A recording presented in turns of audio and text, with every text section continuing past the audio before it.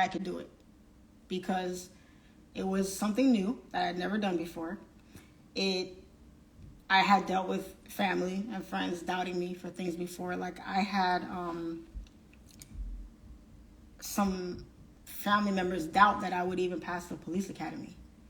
And I actually cried that night when I found out, because I had thought that they were all like supportive of me and I could do anything, but they were like, oh, she's not going to do it. She's not going to make it. You know, she's going to flunk out. And when I heard that, it was like, wow, that's what you guys think of me, you know? So it kind of, again, lit a fire under me. So I said, you know what? I'll show you guys. So I made it my personal business to pass every exam with at least a 90 and above, and to graduate my class and to stand up on that stage and say I did it. And I cried at my graduation. I stood up on stage and I cried. And it was embarrassing in a way because at the academy, you're standing at attention. So you're kind of, you know, it's paramilitary. So you kind of have to, you know, have a straight face and all you see is me standing there and just tears are just running down my face. And the whole crowd is looking at you and you're like, but they all knew why I was crying. Yeah. You know, it was like tears of joy, tears of relief. So it was probably the most rewarding feeling I had ever felt in my entire life. So one of the things was self-doubt, just the self-doubt and not having the people closest to you support you 100%, where they doubt you because you'd never done anything in your life to make them believe that you could do something like this. And now you finally do it and it's like, oh, okay, she wasn't playing. You know what I mean?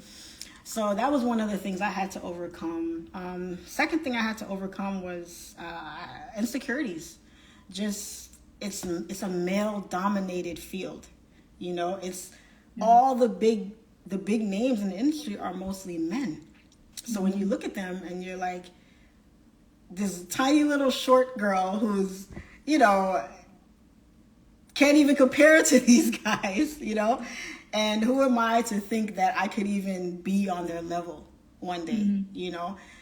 So that insecurity, you know, being a female, being a black female, hold me back from, you know, my full potential, you know? So that was one of the things I had to. And I would say, I need one more. My third thing,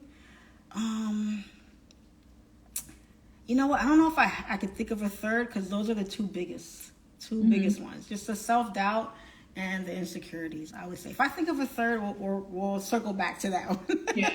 But for now, those are the two that I could, yeah. Okay, so it seems like, you know, when you were going through this, it was really an emotional journey, emotional process. So, you know, and that was part of, like, you know, you said, like, your close people to you. So did you have, like, anybody, like, on your side, or were you basically going through it on your own? And were you doing certain things, like, if you were going through it on your own, to help just continue to push you? Yes. Well, yes and no. In the beginning, I was doing it on my own because I hadn't told anybody that I was trading. I didn't want them to know. I kept it to myself because here's the thing. I didn't know if I was going to succeed at it. So just in case I was going to quit or fail at it, I wanted to fail by myself. I wanted to fail in the dark. I didn't care if anybody knew. I mean, I didn't want anybody to know, like, let me fail by myself. I don't need an audience to know, you know. And then, because, you know, you talk about it, you better back it up, because they're going to come at you later and say, hey, what about that thing you were doing? Whatever happened to that? You know, and that's another thing they could use against you later and say, well, you did that thing and you quit that. You did this, you quit that. Now you're doing this and you're probably going to quit that too. So I didn't want to give any of the naysayers any ammo to use against me later. So I didn't tell anybody at first. And I just used the need to leave my job as my biggest motivator, because I knew at my job I didn't get much respect at all. I had friends that I saw, you know, getting opportunities that I didn't get, getting perks that I didn't get, you know, things that, you know, they didn't deserve it any more than I did. But at the same time, it kind of made me feel some type of way. And I didn't have any control. I didn't have any control. I was literally at their beck and call. If they wanted me to work on my day off, I had to work. If it was a hurricane outside, I had to be at work. If, everything fell on them and I had no control. So I did not want to feel that anymore. So I used that as a motivator to keep me going. And I used the job. So I did overtime to fund my account. When I was working, I was studying because I was working at nights, and some nights it was quiet, it was slow. So I would sit in my car with my iPad and just studying charts, listening to podcasts, watching YouTube videos. If I struggled, like when I first started trading, I struggled a lot with support and resistance. So I would watch a ton of videos on support and resistance to try to understand. So I just used every ounce of free time that I had to study.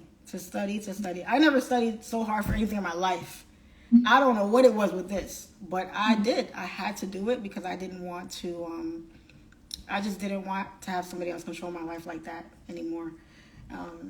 So that's pretty much what I did. And a lot of the time I did take a break. I didn't study 24/7. I did take breaks now and then, but I would get so excited when I would finally understand something that I was struggling with. When I finally got support and resistance down pat, you couldn't tell me nothing. I was clowning. I was doing backflips. I was so happy because I thought I was going to conquer the charts now because now I understand support and resistance. You can't tell me nothing, right? And then I got slapped in the face. Like, this is just a start. There's a whole lot more you got to learn. But I would be so motivated. So when I was studying, I had fun. I made it fun to study. It wasn't like a job or something that I felt was tedious or I didn't want to do. I made it really, really fun. And I knew if I could understand this and I could really get this down, I could really make a lot of money with this. So not that I was behind going after the money. I was more going after the challenge of whether or not I could do it. And then if I could do it, how can I take it to the next level? And then when I started, posting about it online and telling my friends, my family and stuff about it, they would tell me, hey, can you teach me? Show me this, show me that. Because it wasn't until I understood what I was doing that I really started telling people about it. And then people were like, well, show me, can you do this, can you do that? So the only reason I actually came out with it, I never wanted to teach or anything. The only reason I came out with the course is because so many people were asking me for it. They were like, oh, do you have a course? Do you have a course? Do you have a course? And, Forex is still very new. It's still in its infancy. Even now, it's still in its infancy. A lot of people don't know what it is. So they don't really know how to go about researching and learning about it. So if you come to them and say, hey, do you know about this? They're going to come to you because they heard it from you. So it's not like, oh, Charlene trades. Let me go look for somebody else who I could probably learn from. They're going to say, no, I heard it from Charlene. I want to learn from Charlene. Right. Yeah. So then when I started getting so many requests for it, I'm like, I wonder if I did come out with a course. Maybe I should. And that was the other challenge. Can I actually teach someone? Yeah, I know what I'm doing, but am I good? You can be a good teacher, a good trader. Doesn't mean you're a good teacher. Right. You know what I mean? So I'd never taught anybody anything before, and I didn't think I had a knack for it. But I did it. I just took that leap of faith, and I'm glad I did. I'm glad I did because I'm helping people every day, changing lives every day, blessing people every day, and it's a total joy. It's a total joy, total blessing. I never take it for granted, and we're so blessed to have an opportunity like this because a lot of, especially Black people, we don't get a lot of these opportunities to really outshine and really show what we can do and use a vehicle like this, of something in the financial markets, to actually elevate ourselves to the level of all those other people that are doing other things that are making the kind of money that you can make trading. So it really opens up so many doors, so many opportunities, and the possibilities are really endless for anybody who really wants it. So yeah. That's dope. So what advice would you give to like people who are working 9 to 5s and they wanted to get into trading, to get that extra money to ultimately, quit their job? What would you tell them? Get the knowledge first. No matter what, get the knowledge. The money will come second. And by the money, I don't mean the money you make in the market. I mean the money that you can take to invest into actual trading, right? Use your job as a stepping stone. Use it as a means to an end. Don't look at it as, oh, well, I need to do this so I can do this. Because that's gonna bump heads, right? Because you're gonna have your job on one hand, you're gonna have trading on the other.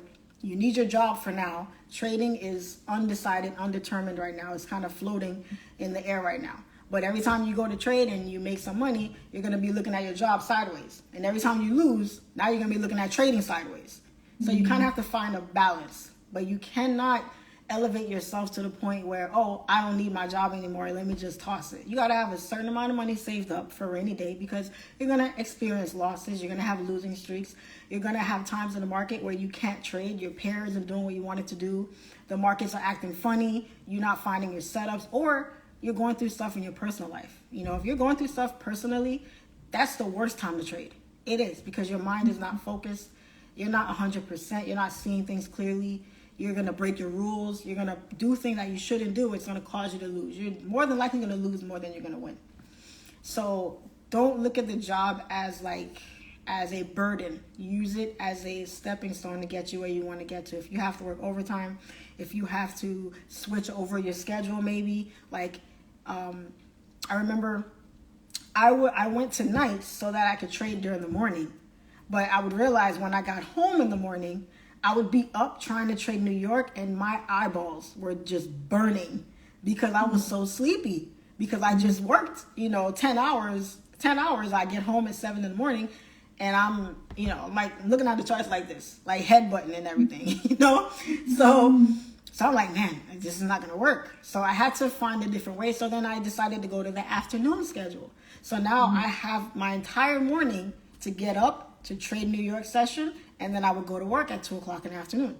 So you have to kind of use your job to kind of mold trading around your job, not your job around trading. Because in the beginning, you need your job. Your job is your nest egg. That's your bread and butter right now. Keep it, hold on to it, but dedicate as much time as you can to trading. If you work from 9 to 5, when you get off work at 5 o'clock, come home and trade or study from 6 to 8 or from 9 to 11. Whatever you can dedicate to trading, give it as much time as you can, because little by little by little, the knowledge is going to be there. Your confidence is going to go up. The money that you're making is going to go up. And then pretty soon, once you see the progress from your trading, you'll be able to really know when you're ready to leave your job. When you're ready to leave your job, it's not going to be up in the air. It's going to be a definite. You're going to be so sure that you're ready that you're not going to be scared. You're not going to be nervous. You're not going to be like, oh man, what did I just do? Or maybe I shouldn't do this. It's not going to be a question. You're going to be ready to put in your 2-week notice and turn around and walk away without even blinking. That's the power that trading has. And it's going to give you a lot of certainty when you're ready. Because if you're hitting $200 days, $500 days, $1,000 days, or $1,000 weeks, or whatever it is, and you're on a consistent basis, if you're so confident in that, you shouldn't be afraid to leave your job. Because you've put in the time, you've put in the effort, you've put in everything it takes to get you to that point. So now you can confidently leave your job and trade free. And now you're really stress-free now, because you don't have to worry about, oh man, I can trade for this time to this time because now I got to go to work. Or I got to do this, or I got to do that. No. If I have my kids, I can get up in the morning, get my kids ready for school, and take the next 2 hours and trade, and then spend the rest of the day how I want, go pick up my kids at 3 o'clock, and I have the rest of the day to do whatever I need to do. Because leaving your job gives you a sense of freedom that is literally, like, bar none, unlike anything else in the world. Having that freedom is a stress relief, because now the time that you would have spent at your job doing something you probably didn't want to be doing, you could now take that time and be more productive with it. You can go take up a new hobby. You can start up another business, invest your money in other places. There's so much more you can do with time. You can do a lot with money, but you could do a lot more with more time. Mm-hmm. So that's the biggest thing when it comes to that. So I would say to everybody, don't use your job as a competition to trading. Use it as an ally for now, and then pretty soon when you're ready to leave, you can leave with a smile, not with question marks. Yeah. I really love how you broke that down. Thank you. Even having that whole schedule, I feel like that's really important, because people can tell you, oh yeah, just wait till this, but you just really bringing it around, that's definitely going to help a lot of people. Absolutely. Time is everything. You can't get time back. You can make money back all day long, but you can't get your time back. Right. Yeah. So would you recommend people trading with their own money, using prop, transitioning, or does it just depend? Your own money, all day long. Your own money. Now, being a business owner, rule of thumb, OPS, OPM, other people's money, right? Mm-hmm. That's the rule of thumb with anything. However, when it comes to trading, if you absolutely need to use a prop firm, but you have the skill, do it. Do it. If you don't have the skill, then don't do it, because you're going to lose. It's 98% chance you're going to lose, okay? But if you have your own funds and you can build up your own funds, then use your own funds. Because again, trading with the prop firm, you're trading for somebody else. You're working for somebody else. You have another job in a sense, because you're managing their money, their funds. They tell you how you trade. Now you got to change your trading style to match their rules, because if not, they're going to pull it away from you. But when you have your own account, your own life, you do whatever you want to do with no holds barred, you get to trade how you want to trade with all the freedom in the world. And then on top of that, you're not splitting it with anybody. If you made $1,000, you made $1,000. You didn't make $800 or $750. No, you made your whole $1,000. You can pull out that entire $1,000 and go live your life. You don't have to wait 2 weeks for a payout and potentially trade your profits and potentially give them back to the markets because you're trading somebody else's money. Prop firms are the best thing out there. I wish they were out there when I started trading. They're excellent. They're great. They're not going anywhere. It's an excellent concept for both parties. But at the end of the day, use the prop firm as a means to an end. Start it out, save up a little nest egg, pull out your profits, put it in your own trading account, and trade that. Now you have all the freedom in the world to trade your account however you like. You don't have any daily drawdown rules. You don't have minimum trading days. You don't have to wait 2 weeks to get your money. None of that. Everything is on your time, on your rules. So if the only way I would say get a prop firm is if you absolutely need the money and you just don't have your own, but you have the skill. But if not, don't even look at a prop firm. Just keep studying. Just keep studying. So is there a particular way, like, for using a prop firm that you calculate your risk, or do you just use like a calculator or something? They have apps out there. They have a lot of apps that help you calculate risk and stuff, but I'm kind of an unorthodox trader because I don't really trade in percentages. I really don't. I hate math. I'm not good at math. I'm good on math. So when you talk numbers to me and you talk percentages, it's like Chinese to me. I need to hear flat numbers. You know, you're saying to me, Charlene, I don't know, I have $1,000 on my account. How much should I risk on any given trade? Well, that depends. It depends on the type of trader you are. Are you a swing trader? Are you a scalper? Right?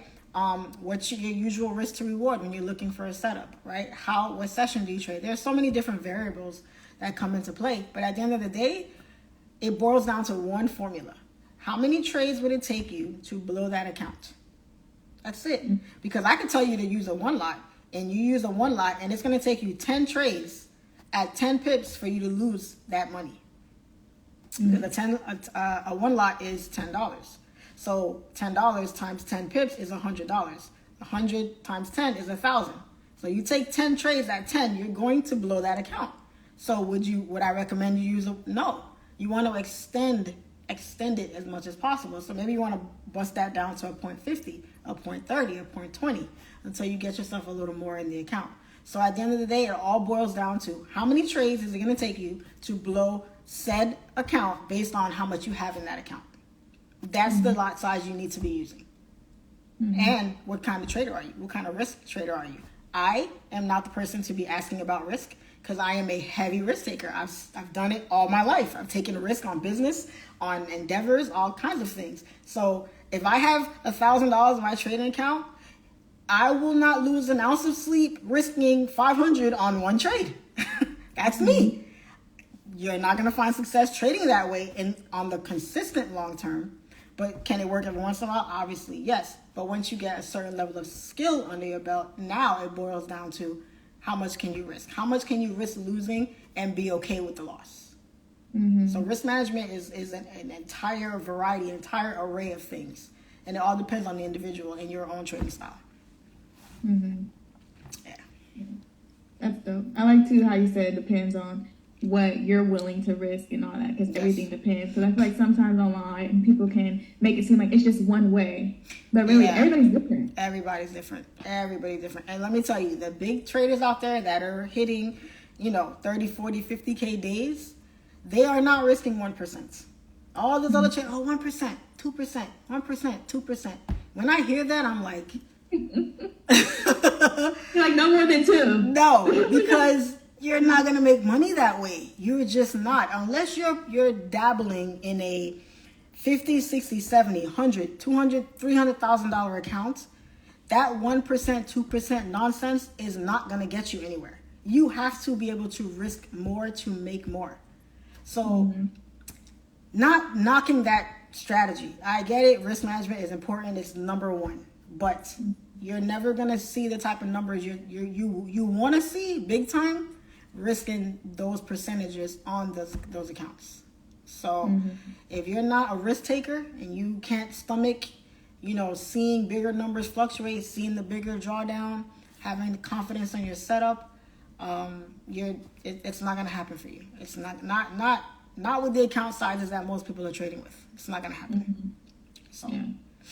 So based off what you said, in your opinion, you think under 50K, like speaking from like a prop firm, let's just say, under 50K, 2% is fine, but anything above that, if you want to see like the good numbers, you got to risk a little bit more. Yeah, absolutely.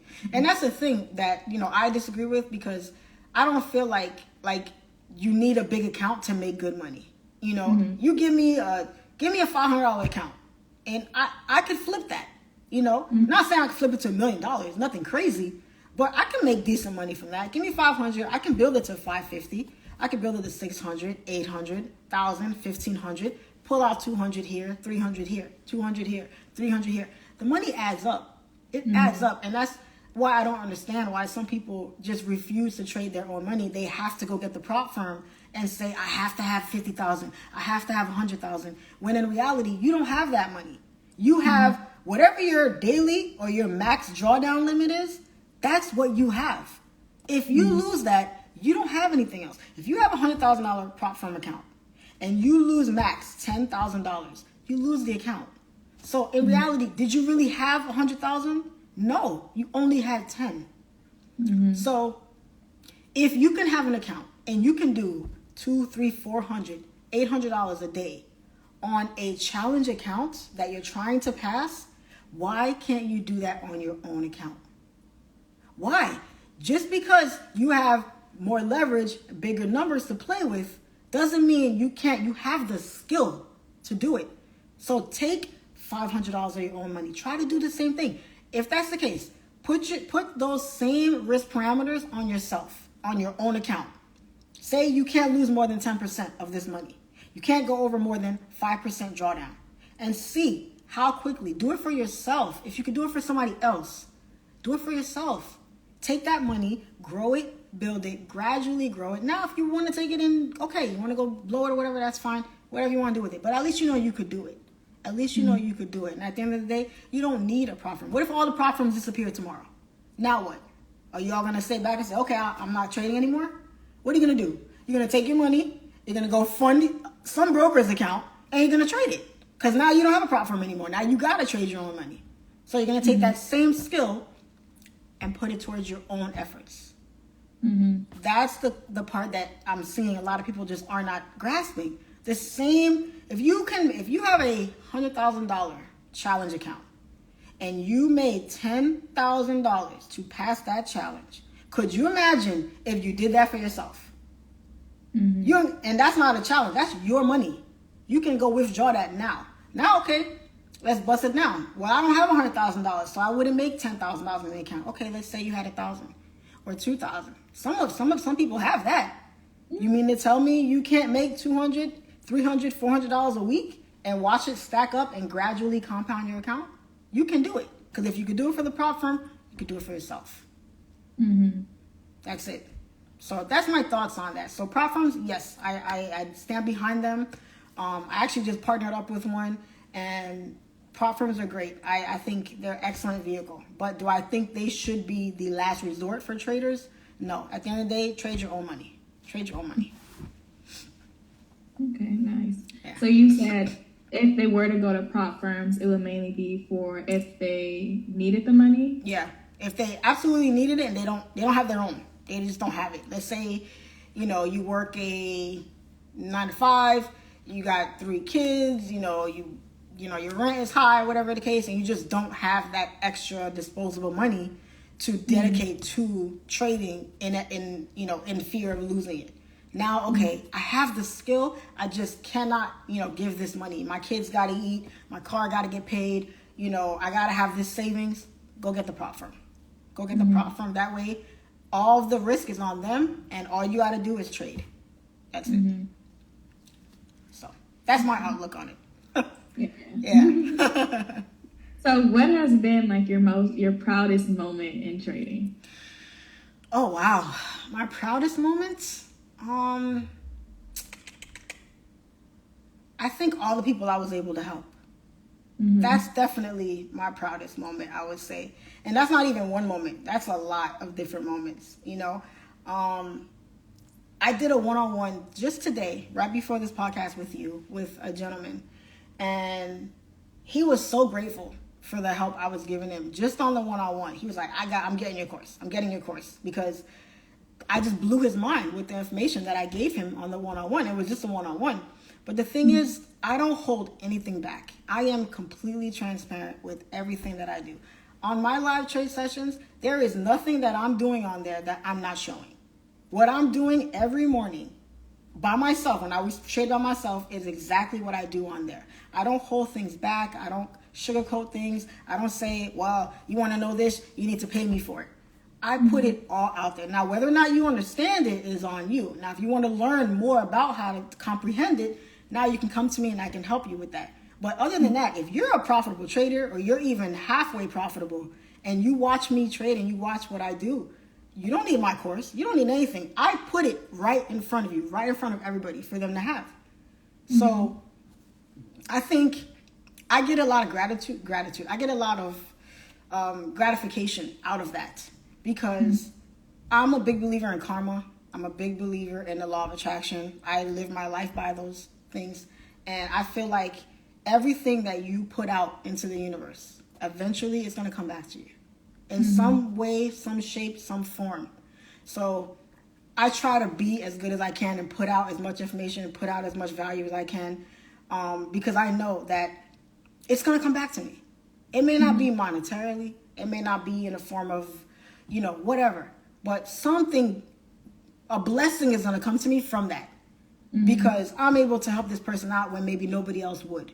You know what I'm saying? I was in that position at one point, like, man, yeah, I got these mentors, but I can't get a hold of them for the life of me. I bought their course, I'm doing this, and I can't even get no help. And it's like, so when I saw that, I was like, if I ever become a mentor, and I had my course, so when I first started, I wasn't looking at teaching at all. But when I fell into it, I said, all of the issues and pitfalls that I dealt with on my journey, I want to eliminate all that for everybody else coming up.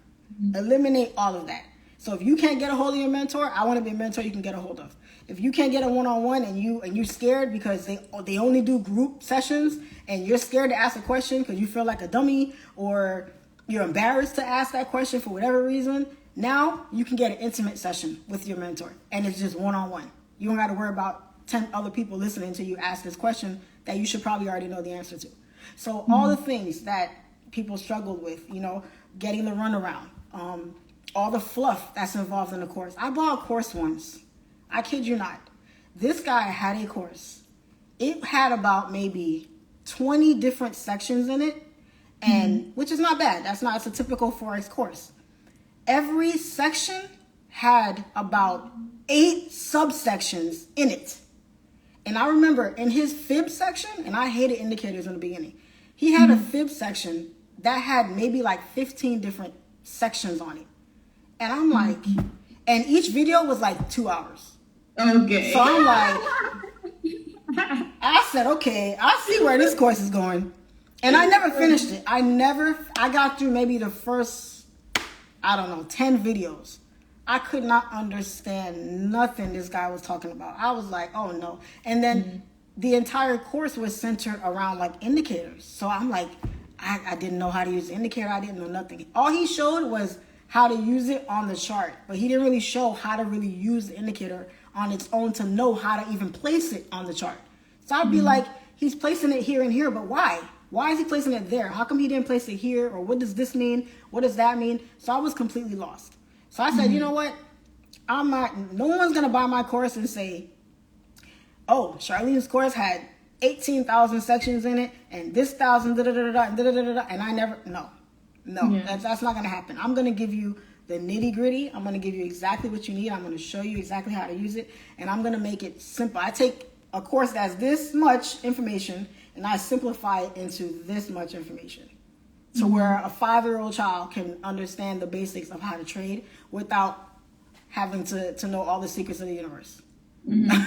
So that's what I wanted to do. So I stress people getting multiple courses because you learn differently from different people. You'll get different nuggets from different people. So you want to get as much information as you can from as many places as you can, because at the end of the day, you're going to put it in your own style. You're going to put it in your own way, and you're going to form it in a way that makes sense to you, and you're going to use it to trade how you want to trade. So, so absolutely, I stress that 100%. So, yeah. Okay, so when it comes to that, because some people can do that and then they get lost in the sauce on like what strategy to use. Do you feel like that just comes back on like, okay, say you can get all these courses, but whatever you gravitate towards most, that's the one that you kind of try to master on your own? Yeah, and that's the thing. You never really know which style you're going to grasp to. Right. You're going to gravitate to. Because believe it or not, when I first started trading, I didn't even know there was scalping. I thought the only thing that existed was catching big moves like this. So I'm like, damn, like, so I got to get in this move and I got to hold it for a day or two? Like, what if I want to, I didn't know you could, I just did not know you could do that. So when when I discovered you could scalp, you could get in and get out, I never looked back. I never looked back because I was like, why expose myself to this much risk? Why sit in the market and see my profit go from here all the way back down here, hoping it goes back up here? It didn't make sense to me. So when I found out that you could scalp, I mean, that's the greatest. I wouldn't have found that out if I didn't buy another course. All the courses I had gotten up to that point, they all focused on indicators. They all focused on intraday or swing trading. None of them even mentioned scalping in the course. And it just so happens that the last course that I bought, the very last one, which happened to be an in-person, mind you, it wasn't even a course, it was an in-person class. That's when I found out scalping. And had I stopped buying courses and just stuck with that, I'm not saying I never would have found it, but I wouldn't have found it at that point in time. And maybe I could have quit, could have maybe gave up. Because at that time, swinging and intraday trading, I hated it. I was like, man, if this is what it is, I don't know. So you definitely want to buy different courses. You learn differently from different people. You're going to get, as much information as you can get it. Invest the money, invest the time. At the very least, you tried. You could say you tried. You don't want to say, well, I was too cheap to buy this. Or I was too stingy to do this. If this is something you really want, you're going to stop at nothing to get it. Yeah. Okay. I got about a couple more questions. We've been talking for an hour, but this is a great conversation. yeah, absolutely. Okay, so regarding scalping, do you feel like anybody can scalp if they put their mind to it, or do you feel you got to be a certain type of person? Of course, lifestyle, but just general view. Yeah, I think you have to be a certain type of person, because I've seen people that swear by swing trading and they love it. They love it. So I think you have to be a certain type of person to scalp, because some people, scalping is very fast paced. You gotta be ready to hit that buy, hit that sell when your move is about to take off, or you're gonna miss it. So you have to have that type of temperament, that type of personality to withstand all the stresses that come with scalping, because scalping, it can be stressful. So I think you have to be the type of person to like scalping. Now the type of personality it takes, I would say you have to be extra patient and extra confident. You have to be a very self-assured person, because for you to do a breakdown, take a setup, and say to yourself, this move is going to hit my TP up here, which is about 756.18 pips away. And it better hit every single pip or I'm not closing out. you gotta be, that's a different type of person right there. And for you to watch it go from, let's say, I don't know, 500 pips in profit to all the way down to, I don't know, 150, and say, nope, I'm not closing. You know why? Because I know it's going to hit that point up there. So I'm going to sit here. I don't care if it takes 2 weeks. It's going to go up there and hit that. You got to be a special type of person to trade like that. So, but there's people out there that do it. There's people out there that do it. So I would say it just has to be in your personality. That's all. So, but you got to try both to know which one you like most. Right. Yeah. You never know until you try. You never know. Exactly. Yeah, because I tried scalping, and for me, I don't know. For me, it gives me anxiety. Ooh. Like, okay, I don't know about this one. I get a high from scalping. I get a high from it, baby. I'm on cloud 9 when I'm scalping. I love it. I wish I did. Because I usually, when I trade, I usually hold for like a day or two. That's me. Wow. Yeah. See what I'm saying? That's what I be talking about. Yeah, I can't. Yeah. Nah, me and you, we would not get along on the charts because I am not about that life. So I saw too, you mostly trade, do you trade like, was it AUD? Yeah. USD and US30? I recently started trading US30. Yeah, I traded it once before, like 2 years ago, 3 years ago. And then I took this one major loss on it, and I was like, nah, this ain't for me. So I stopped trading it then. I took like a $2,000 loss at the time. And at the time, I wasn't, balling like that. I was like, I needed that money. And when I lost that money, I was like, oh, no, this is not the pair for me. Because I think I lost it in like 30 seconds on a move once. It was nothing. Okay. So I said, I was definitely over leveraging, and I ended up losing it. So that wasn't for me. But yeah, I've recently started trading US30. Gold was really my main pair. Gold really is my main pair. The reason why I started dabbling in like GU and AU was because I have my signal group. So because sometimes gold wouldn't give me the setup that I needed, and I was going like 2, 3, 4 days without giving a signal sometimes. And people are very impatient. They don't really understand, like, you have to wait for a setup. You can't just enter a trade every day. And they're not trying to hear that. They pay money every month. They want a signal, win or lose. So I said, okay, you know what?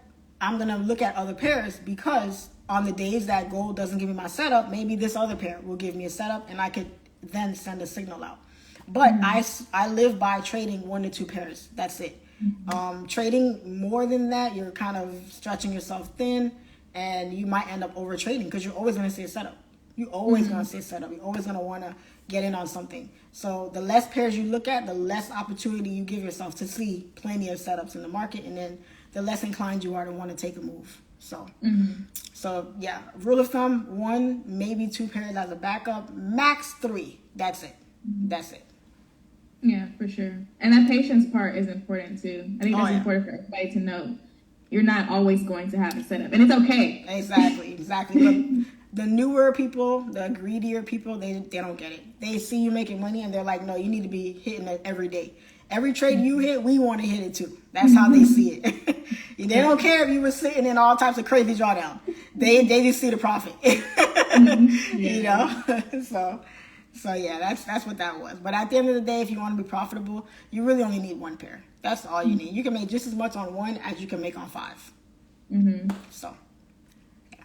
Okay, so since you recently quit your job, so what really, you say you be confident, like, you put in that 2 weeks notice and you know that this is it, you're not looking back.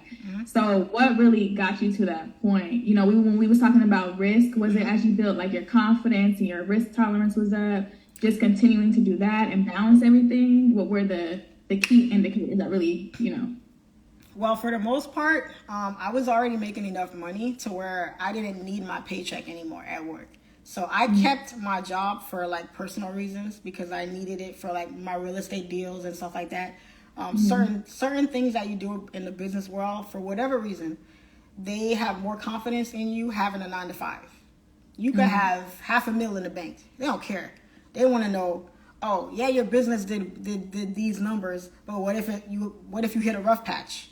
Now you don't have that guaranteed money coming in, but you have a 9 to 5 that you've been at for 5 years. That's more guaranteed to us than your business.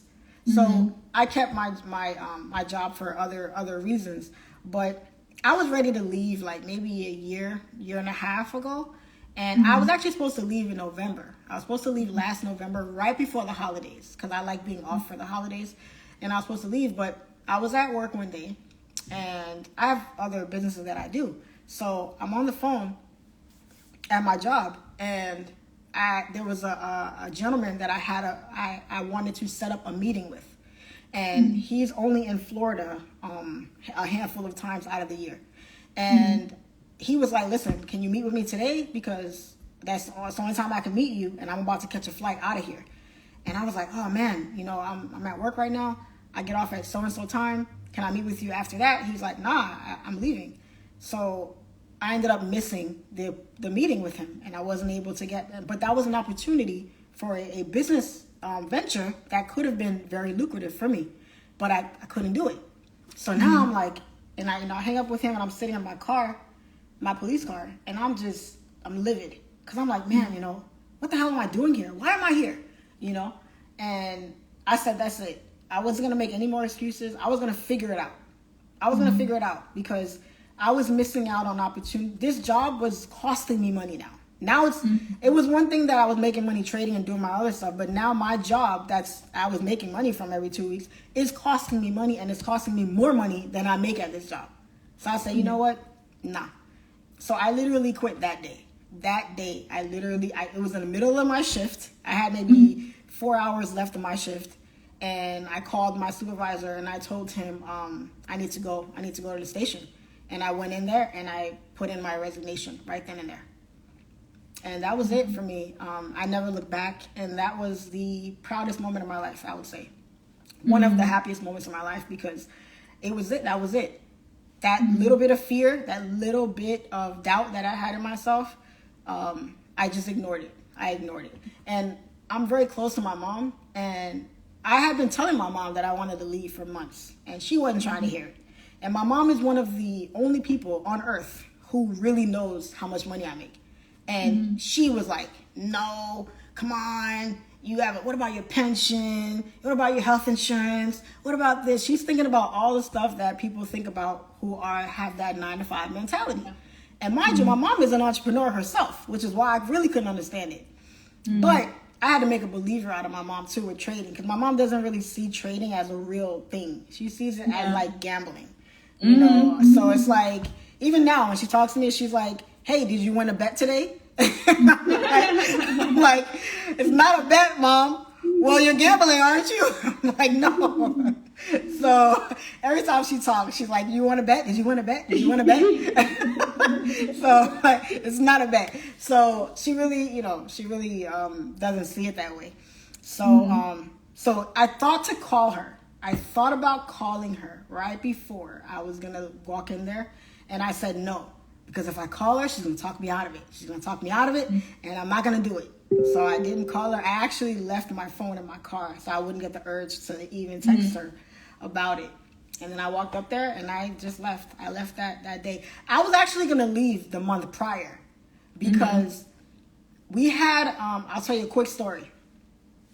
We had a situation once. I came into work late. I was late that morning, and I didn't get to work till like 10, and it was pouring rain that day. It was raining cats and dogs. I did not want to come to work because it was raining so hard. I don't even know how I made it to work, because it was raining so hard you can't even see in front of you. The wipers wasn't doing nothing. So I get to work, and as soon as I get to work, I find out that there's this emergency scene going on because another officer got punched in the face by a homeless guy, and the homeless guy took off. So when an officer gets hurt, they like immobilize everybody. Everybody that's in the area, come now, because we coming to get this guy. So everybody is on perimeters. They got streets blocked off everywhere. And I'm like, damn, like, I would have came in later if I knew this was what it was going to be, you know? So I get there, and I was upset because when I had got there, all the other officers that were there had already had their post. So everybody that's blocked off on the street already has their post, and they just stand there and wait until they tell us to leave. But when I got there, they actually were looking for officers that were free to actually do a foot search looking for this guy. And so they had the K9 people out there, the helicopters flying and everything. So it's a whole chaotic scene.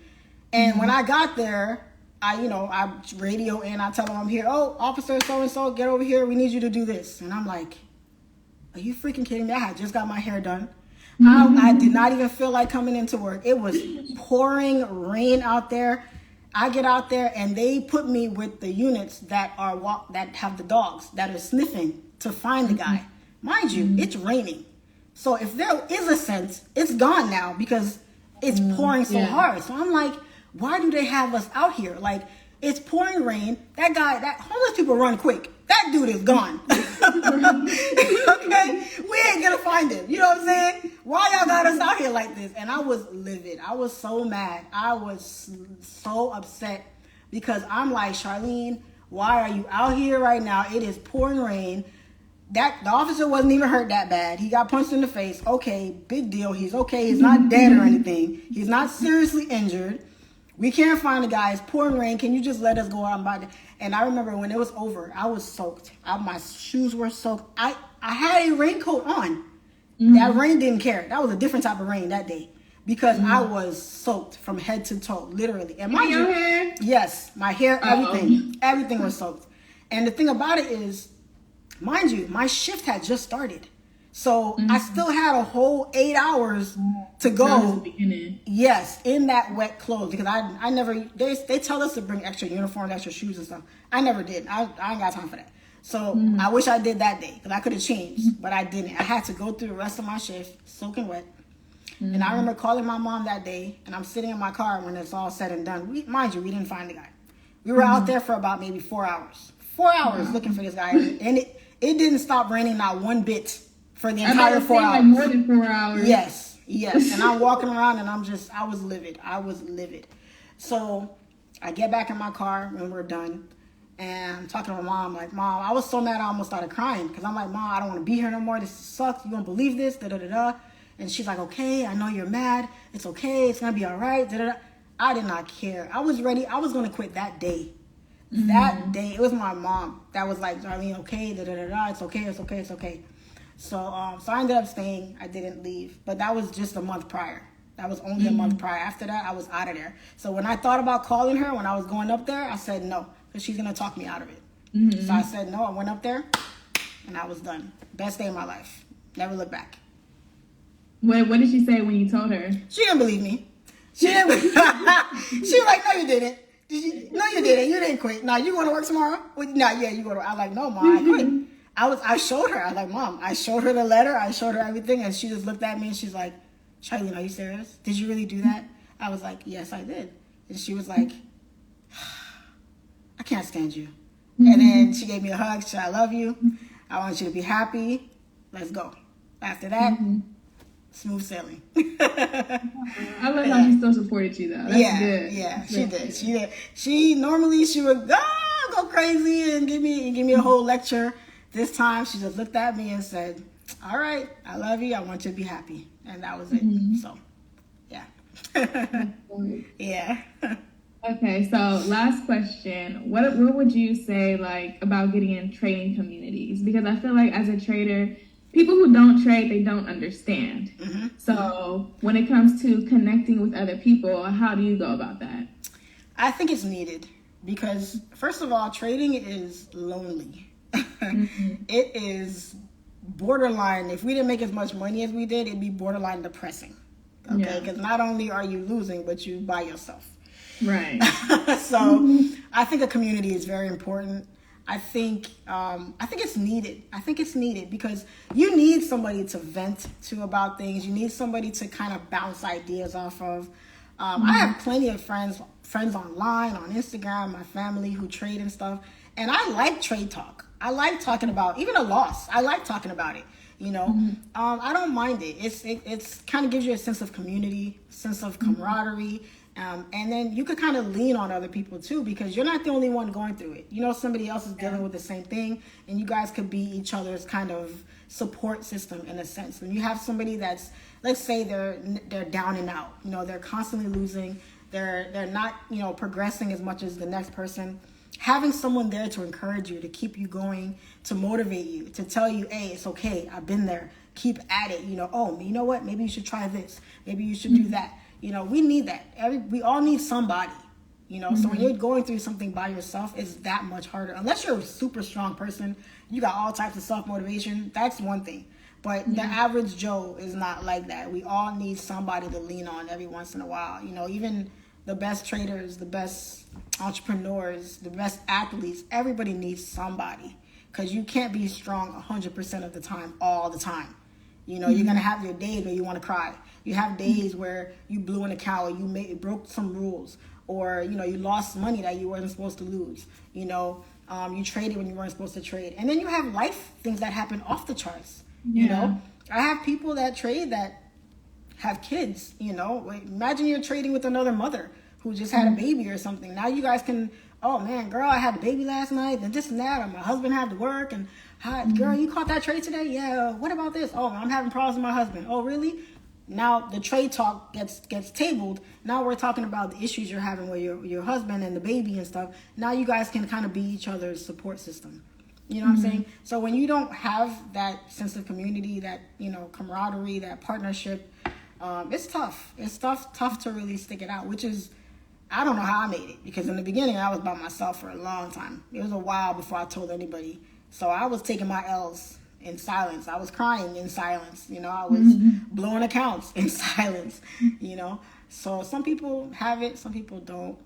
But you got to keep your circle tight, because everybody is not your friend. Everybody is not going to be happy for you. Everybody is not going to understand what you're going through. You know, they might look at it as, you gambling, you need to quit that. You know, and the next person might be like, okay, they understand what you're going through because they trade, but they ain't going to tell you to quit. They're going to tell you to, you know, persevere. You know, so it depends, you know, who your circle, the people you have around you are so very important to whether or not you make it in anything in life, because your circle has a big influence over your life. You know, if you're going to level up and you're going to be a success in life, you got to be around people that emanate that type of stuff.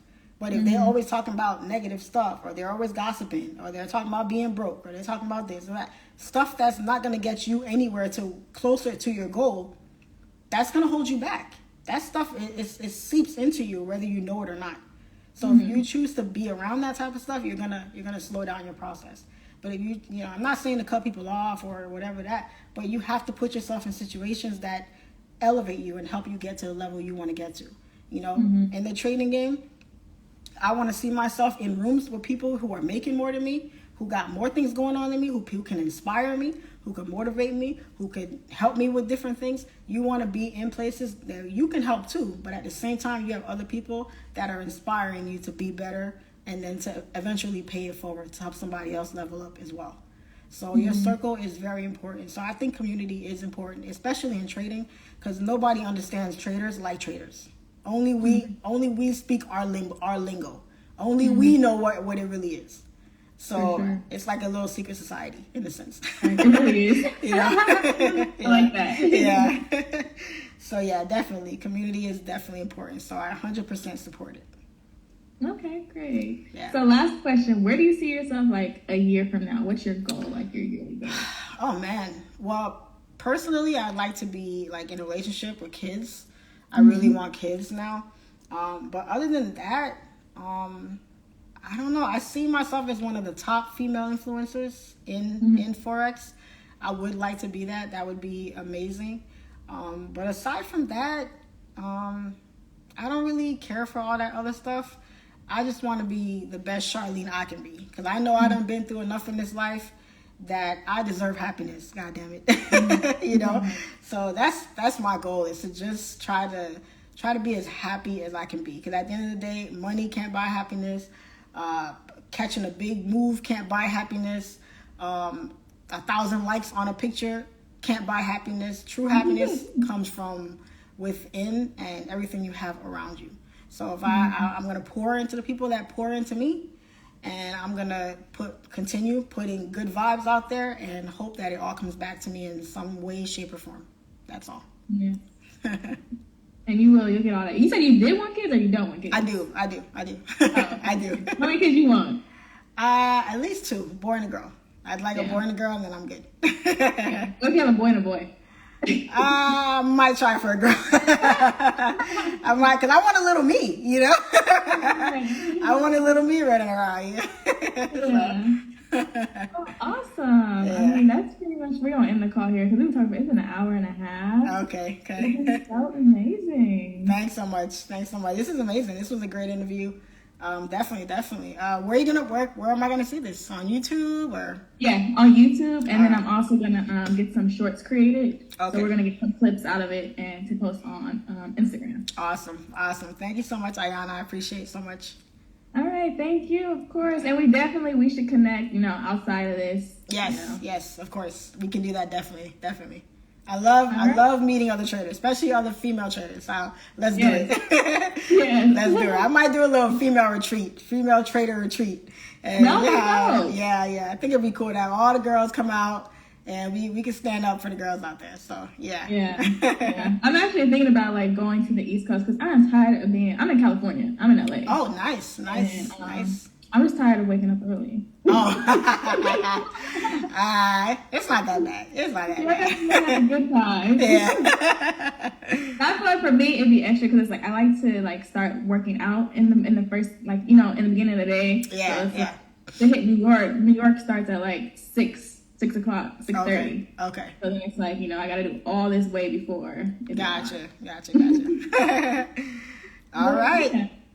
All right, well, you enjoy the rest of your evening, and I'll let you know once everything is up too. Sounds good. Thanks so much. I appreciate it. All right, of course. Thank you. All right, sweetheart. Have a good one. You too. Recording.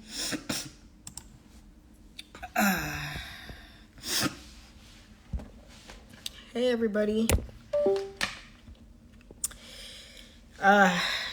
What podcast was that? I'll give you. I forgot the name. I have to look it up on my IG. On my IG DMs because it's in there. I forgot the name, so sorry, guys. Hey guys. Hey, you guys ready to go live again tomorrow? Did you guys see what US 30 did? US 30 just dumped on us, and I completely missed that entire move. Couldn't believe it. If y'all would have kept me on the charts for just, 30 minutes more, we would have caught that move together too. Because I would have took it. I would have took it. So yeah, I'll give you guys a little sneak peek of that podcast that's going to be coming out soon. Should be pretty cool. Loved it. Yeah. You guys can watch the full one when it comes out. I only showed you guys a piece of it. So.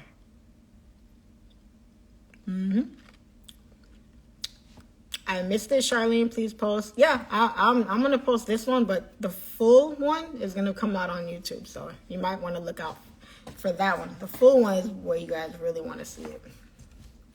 So. Any talk about taxes and trading? Any advice? Ask me that on the live tomorrow, and I'll show you guys the YouTube that I showed everybody on a guy who trades, and he's also a CPA. Can we trade well without laptops and big screens? I doubt it because you need to be able to see everything, see the entire chart. You feel me? You are so gorgeous. Oh my God. Thank you. You guys caught US 30 without me. Congratulations.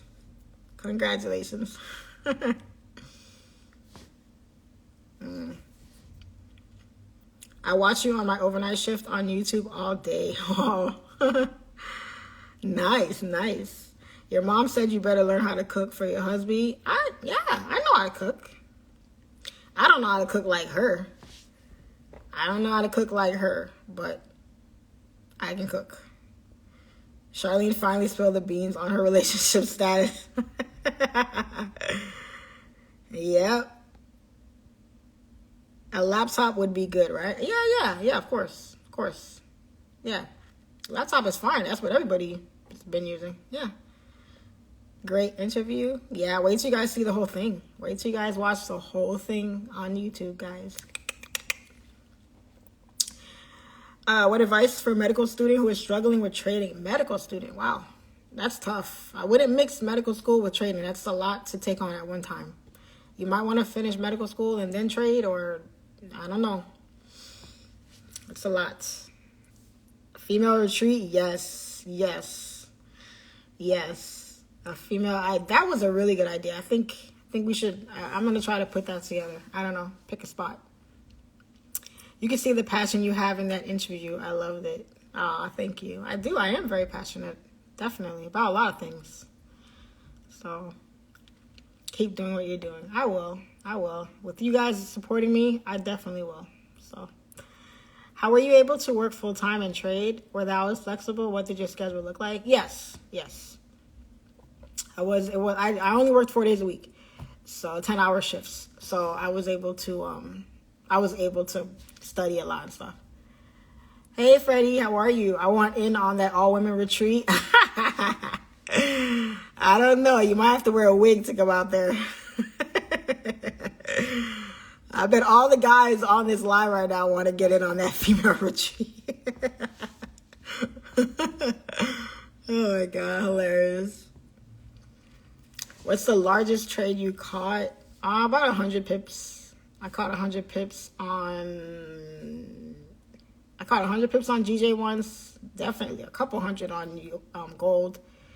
And that move on US 30, that was the biggest move I ever caught on US 30 the other day.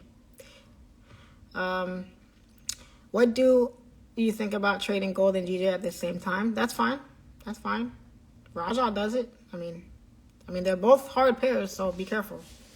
But yeah, you can do it. If we purchase your course, do you live session with us? It doesn't come with the course. It's separate. But if you guys apply for the live sessions, the private live sessions, you should, and you get access, you'll be able to do it. I'm getting your course soon. Awesome. Can't wait to have you. Skills with little capital, would it produce good results? You can grow. If you have the skill, you have everything you need.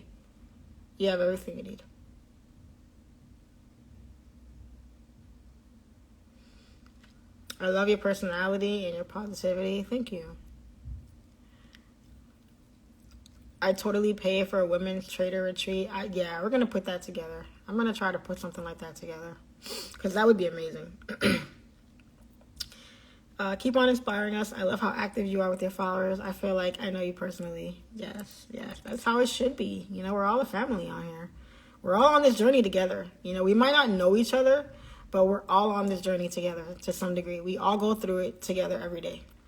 When we take losses, when we win, when we, struggle with understanding something, we all went through it. We're all going through it to some degree, So you're not in this alone. We're all in this together. Hi from Argentina. Hello. How long did it take for you to have your aha moment? When did it click? About 2 years. Year and a half, 2 years. How do you trade while going through a breakup? Don't. Please, for the love of Christ. Don't. Just don't do it. I went through it. It sucks. If you go through a breakup, just don't get on the charts. Don't do it to yourself. Please, you're going to lose. Major areas to grow on this year. Major knowledge areas. Is that a question? I don't know. Do you think it's possible to be afraid of success? Absolutely. But it's not that you're afraid of success. It's that you think you don't deserve it. You absolutely do. You deserve it just as much as the next person. So don't be afraid of it. Do we get one-on-one sessions with the course? Okay, Joe Portillo, please go to my website, click on the link in my bio, and go through the information because you're asking me questions that are already answered there. Okay? Please and thank you. How much do your signals cost? Same thing. Go click on the link in my description in my bio, and it's all there. I freaking love you. You're so bomb. Love you back. Love you back, girl. And your signals, do you send them out at the same time as you do on YouTube? Yes, I do. How many trades should a scalper take a day? 1 to 2 max. How do you grow without much support, especially without financial support? That's very hard. You're going to have to find support somewhere or find it within yourself. It's not easy, but it can be done. I really hope you make it to FX Summit to meet you and Q and Anthony. I'll be there. We'll all be there. We'll be there. Hoping to join you soon. Awesome. From the Caribbean. Nice. You should put $100 and see how much you can flip it in a month. It'll be some good content. $100 is no money. That's nothing. It's very hard and very tedious to grow a very small account like that. So chances are you guys will probably never see me take $100 and try to grow it. I just don't have the time or the patience for that. I've never even deposited less than $500 in my account when I was trading. Never. I always deposited $500 or more. You are a blessing to so many people. Very interesting to watch your live. Thanks, guys. What was the aha moment? What video were you looking at? It wasn't one thing. It was everything. Everything that I've been studying for the last 2 years. Learned supply and demand in 3 months, became profitable. Facts. Supply and demand is huge. Advice for break-even traders, keep going. You're a lot further than a lot more people. You're break-even. A lot of people are losing. How about $1,000?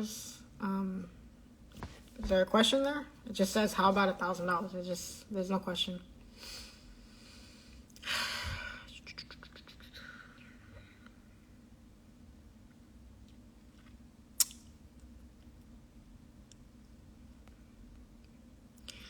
Yeah, but this was fun, though. I had a busy day today, guys. Let me tell you guys. Super, super busy.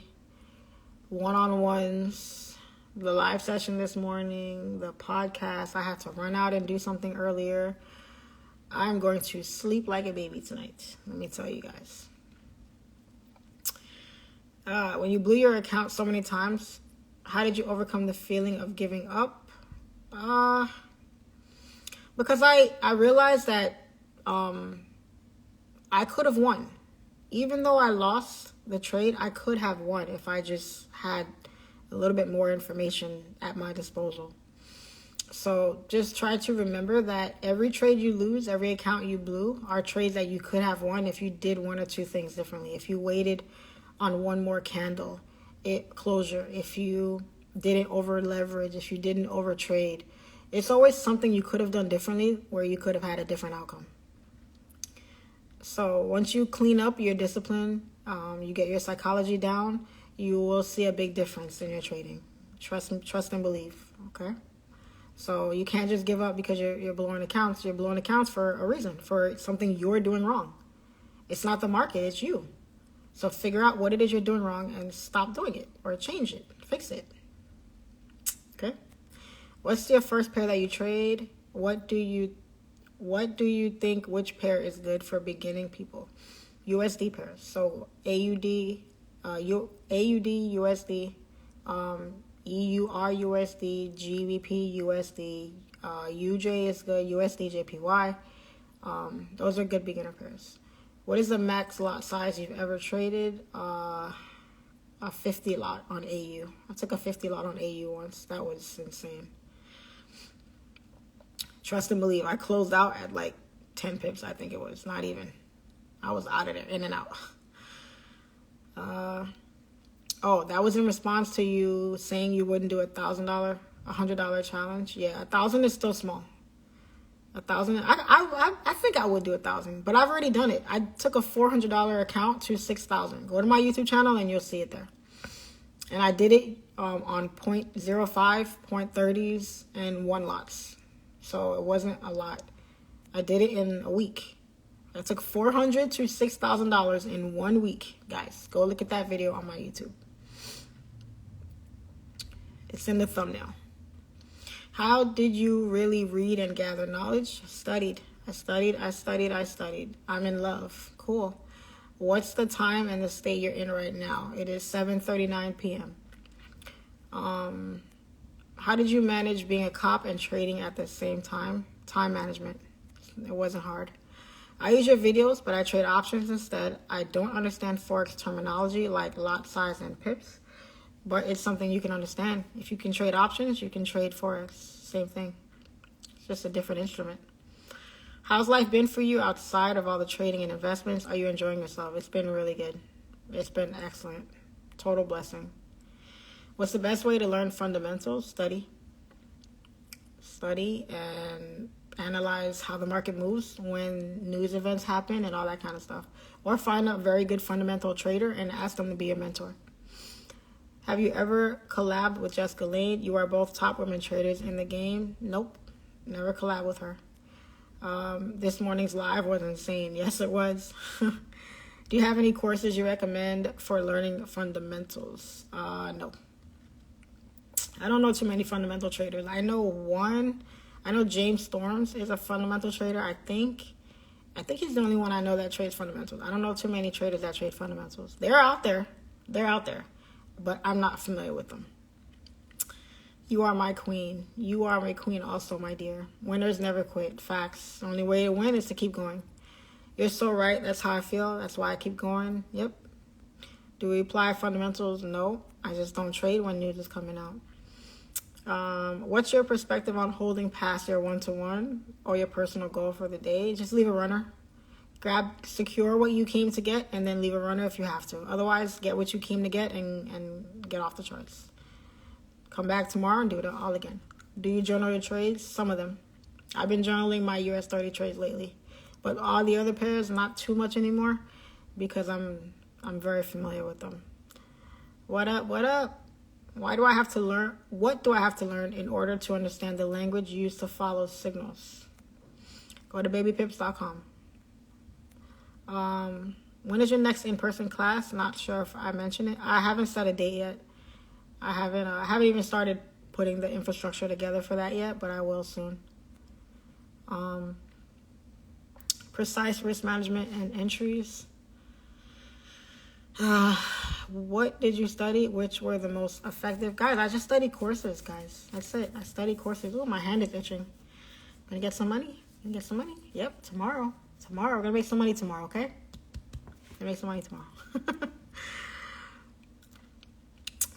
I don't suggest any books, guys. No books. I did not read any books when I was trading. I only read the Candlestick Bible. That's it. I didn't read any books on trading. What is the best candle formation when entering a trade? How long have you been trading? 5 years. Is indices good for beginners? Absolutely, positively not. Why FX over options? Also make more day in the life videos if you got more free time. My video guy has been MIA. That's the reason why you guys don't see more videos coming out lately. I'm about to call him. After I get off this live, I'm calling him. Because he's been MIA. He's my video guy, and that's why I haven't done that. And options, I get that question a lot. How come I don't trade options over Forex? And it's because I wasn't introduced to options. I was introduced to Forex first, and that's just what I gravitated to. So I think whichever one I came across my desk first, that's what I would have went to. So it just so happens that Forex was first in line. So how do someone send you apparel? Just send me a DM. So we'll talk about it. What is the one thing you would do differently from when you first started? I would have never done swing trading. I would have just scalped because I wouldn't have lost so much money trying to swing.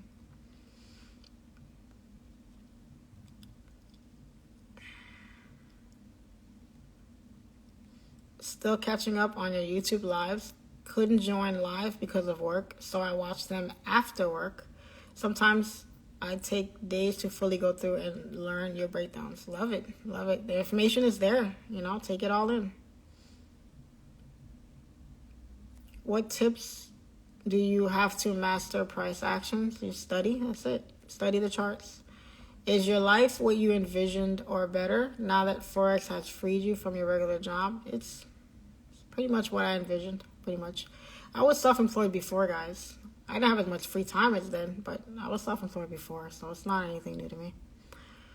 What's the craziest things you've witnessed as a cop? We don't have enough time on this live for that. Your video guy is in love? Yeah. He's on vacation with his girlfriend right now. I'm about to call him right now.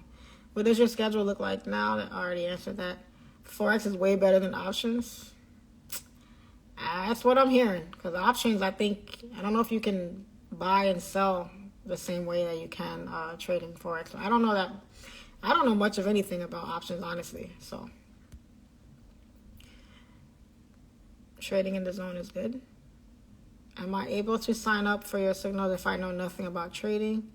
If you know nothing about trading, no. Don't sign up for nobody's signals if you don't know anything about trading. Don't do it. Options is low-key trash because of Greeks that data kills profits. I don't know. Do you stack trades when they're going against you or when they're going in your favor? Depends. Most likely they're going in my favor. I'm about to change my shift to night shift so I can trade New York. There you go. You might be tired though, because I dealt with that. I was very tired. Very tired. New York was killing me. Eyes burning. You want to go to sleep so bad. Whew. Trust me, I felt it. Thank you for the live trading session this morning. Please approve my request. I want to say hi. This is not the live for that, guys. You can say hi to me right here. Hi. But I'm not going to be on here very long. I just came on to share some gems with you guys. Pretty excited about trading with you guys tomorrow. Should be a lot of fun. We had a lot of fun today. So, should be good. Oh! What up? My video guy is on here. Guys, get on him. John Legend Jr. That's him right there. Guys, get on him and tell him he's the reason why I have been putting out no videos, because I don't have my guy. Yes, I'm throwing you under the bus. Everybody jump on John Legend. Tell him to get his butt back here. His girlfriend will be all right. Tell him I need some work done, some content. Just kidding. I love you, baby. Miss you. Hope you're having fun out there. Damn, why the options? Hey, if you're patient, you can trade options. Yeah, options are the same thing. Your boy need to get back on it, John. They're coming after you. And his name is John Legend, guys. Junior, because he looks just like John Legend. Literally, he looks just like John Legend. He sings like him, too. He sings like John Legend. What's the craziest, most expensive material thing you would love to buy? Island, aircraft, or submarine? I wouldn't buy neither one of those. I don't know. Craziest thing I'd buy? I don't know. I really want a jet ski. I just don't have anywhere to park it. So that's why I haven't bought one yet. But I don't have no crazy things I want to buy. That's fine. I'm good with that. I'm good. How much could someone spend to be your apprentice for a few weeks? Nothing. Just get my course and you'll be my student for life. That's it. John, we have a beating for you. They're coming for you. They coming. Boy, if you don't get it. Oh, you guys are funny. If you don't get her shit done. What country are you in? I'm in America. United States of America. Lambo Scarf, you don't spell my name right. Charlene, did you see how US 30 went down today? Yes, I put it on market manipulation because if I was fundamental, I would have known. I lost 2K today on US 30. US 30 was clean, guys. It was a clean move, okay? Let me show you guys. How do I flip this around? Like this, all right? US 30 was clean today, all right? If we look here, this is US 30 on the 1 hour, right? I was looking for buys this morning, right? I was looking for price to hold this level right here and to look for buys. But if price did not hold this area, guess what? I was looking for the sell. I wasn't on the charts this morning, so I wasn't able to catch it. But if you look closely here, US 30 dropped, broke out of this consolidation area in a breakout area. It retested beautifully. Look at that nice retest right there. Right where my circle is, look at that. That is a clean retest. Candle closes below. Next candle just dumps. This is not a trade for you to have lost. This was a beautiful, beautiful, beautiful setup. All I was waiting for was confirmation because I was in buys from over here, right? I was in the buys from here. Price came down, activated, then pushed. I was in profit. And then price came down, hit my stop loss, and knocked me out. That's okay. Price was holding this area. Holding. As long as price held, buys. All I was waiting for was bullish confirmation to tell me that price was ready to push. If I didn't get that bullish confirmation, guess what? I'm just waiting. There was no entry here until price broke this area of support. And then it retested so nicely here and then it just dropped. No reason to have taken a loss on this trade, guys. No reason. This was the cleanest US 30 setup I've seen in a while. All right, guys? Don't complicate trading. Keep it simple. That was US 30. Okay? People that should not have lost on that trade. If you were holding buys, your stop loss should have been right up under that zone. So you shouldn't have lost a lot. You know what I mean? It wasn't hard, guys. Come on. But if you lost, it's okay. It's okay. You learn from it. You move on. Come back next day and do it all over again. Okay? You learn from your mistakes. That's what trading is about. It's about learning. You're not perfect. None of us are perfect. We take losses all the time. Okay? You'll make that 2K back. Don't worry about it. You'll make it right back. Especially on US 30. You'll make it back. Blessings today. Busy. Get some rest. Yeah. As soon as I'm done here, I'm going to go change, take a shower, and I'm going to go watch some fat people on TV, laugh my ass off, and go to sleep. Charlene, definitely my favorite female trader. Thank you. Do you reduce your lot size for your next position once you are in drawdown? Nah, it depends.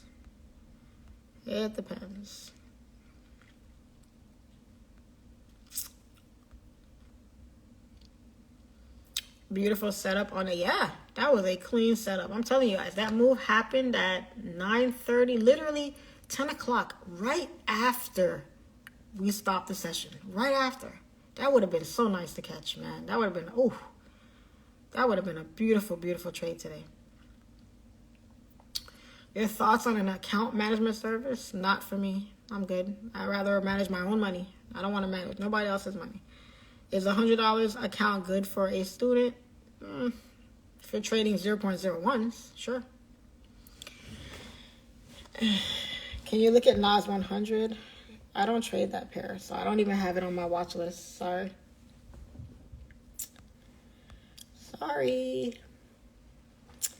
Move over. Gold is setting up to do the same thing US 30 did. I'm watching. Look at how gold flew, guys. Gold flew. AU flew. Got to love it. Yeah, today was beautiful. Today was beautiful trading day. Tomorrow, we'll see if tomorrow is any better. Ugh, my neck is killing me. How come you don't trade NAS? I just don't. Have you ever tried to learn ICT concepts before? I know of the strategy. I know of it. But to me, it's just a fancy way of saying supply and demand trading, honestly. So, GU moved nicely today, did it? Where? GU is in the same spot we left it in this morning. Where? I don't know. I don't see nothing on GU. So, how much do you make trading US 30? What kind of question is that? Do you trade live under an LLC? One of my trading accounts is under my LLC. The others are under my personal.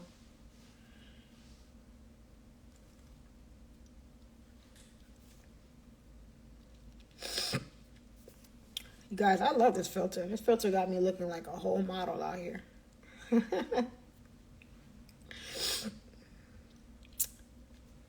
So,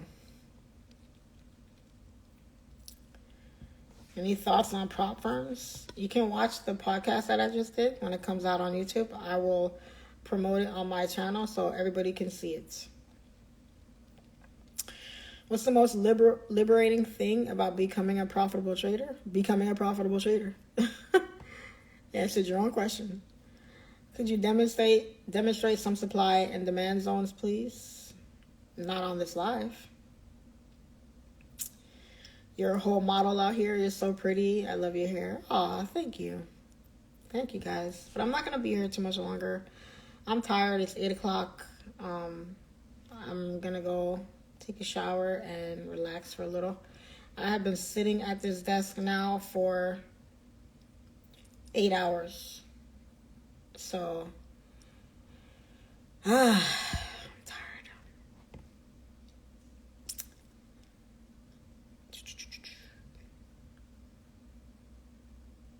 Some of you must be some new followers because you're asking me stuff that I already answered. Do you trade smart money? No. You guys see me yawning? See that? Tired? GU, EU, which is more consistent of your setup? Everything. Do you watch or follow the unfortunate events of Ukraine? Has it affected the market since it's the beginning? I don't think it's affected the markets, but it is very sad what's going on over there. Hope you booked that massage for your neck. Oh! I did forget. I forgot to book that. Oh, man. Yeah, I forgot to book that. Okay, darn it. Oh, I forgot to, yeah. You know what? I'm going to write it down so I remember to do it tomorrow.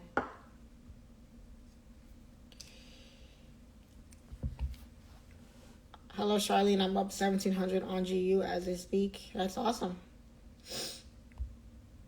That's awesome. Still not sleeping well? Here and there. Is US 30 on your radar? I'm kind of salty on US 30 because since we missed that move today, but there'll be more setups. Get some rest or yawning? Yeah, I'm tired. I'm late. You're a cop currently or you quit? Where you been at, man? Where you been at? I quit. Why did you say AU gives more than gold? When did I say that? How do you balance not overextending yourself when it comes to helping others? Oh, you know what? It's tough. It's tough. I'm not very good at it. I spread myself very thin. Not very good at it at all. So.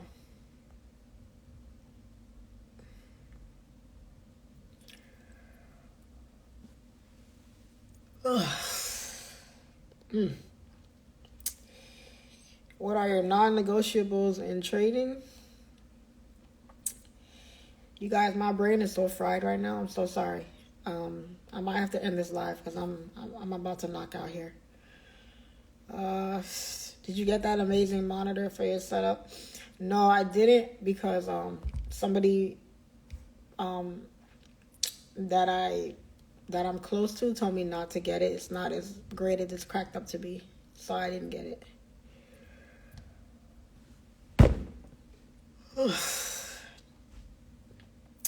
Are you posting this on your IG? Sure.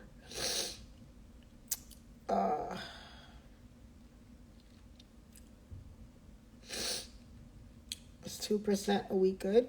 It's up to you. I don't know what your goal is.